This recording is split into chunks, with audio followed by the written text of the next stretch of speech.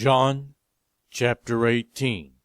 When he had finished praying, Jesus left with his disciples and crossed the Kidron Valley.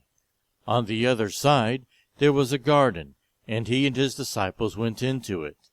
Now Judas, who betrayed him, knew the place, because Jesus had often met there with his disciples. So Judas came to the garden, guiding a detachment of soldiers and some officials from the chief priests and the Pharisees. They were carrying torches, lanterns, and weapons. Jesus, knowing all that was going to happen to him, went out and asked them, "Who is it you want?" "Jesus of Nazareth," they replied. "I am he," Jesus said. And Judas the traitor was standing there with them. And Jesus said, "I am he." They drew back and fell to the ground. Again he asked them, "Who is it you want?" "Jesus of Nazareth," they said. Jesus answered, "I told you that I am he. If you were looking for me, then let these men go." This happened so that the words he had spoken would be fulfilled. "I have not lost one of those you gave me." Then Simon Peter, who had a sword, drew it and struck the high priest's servant, cutting off his right ear. The servant's name was Malchus. Jesus commanded Peter, "Put your sword away. Shall I not drink the cup the Father has given me?" Then the detachment of soldiers, with its commander and the Jewish officials, arrested Jesus. They bound him and brought him first to Annas, who was the father-in-law of Caiaphas, the high priest that year. Caiaphas was the one who had advised the Jewish leaders that it would be good if one man died for the people. Simon Peter and another disciple were following Jesus. Because this disciple was known to the high priest, he went with Jesus into the high priest's courtyard, but Peter had to wait outside at the door. The other disciple, who was known to the high priest, came back, spoke to the servant girl on duty there, and brought Peter in. "You aren't one of this man's disciples too, are you?" she asked Peter. He replied, "I am not." It was cold, and the servants and officials stood around a fire they had made to keep warm. Peter was also standing with them, warming himself. Meanwhile, the high priest questioned Jesus about his disciples and his teaching. "I have spoken openly to the world," Jesus replied. "I always taught in synagogues or at the temple, where all the Jews come together. I have said nothing in secret. Why question me? Ask those who heard me. Surely they know what I said." When Jesus said this, one of the officials nearly slapped him in the face. "Is this the way you answer the high priest?" he demanded.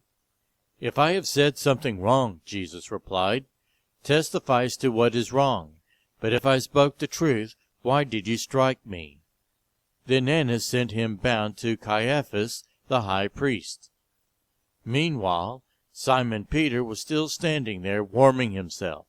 So they asked him, "You aren't one of his disciples, are you?" He denied it, saying, "I am not." One of the high priest's servants, a relative of the man whose ear Peter had cut off, challenged him. "Didn't I see you with him in the garden?"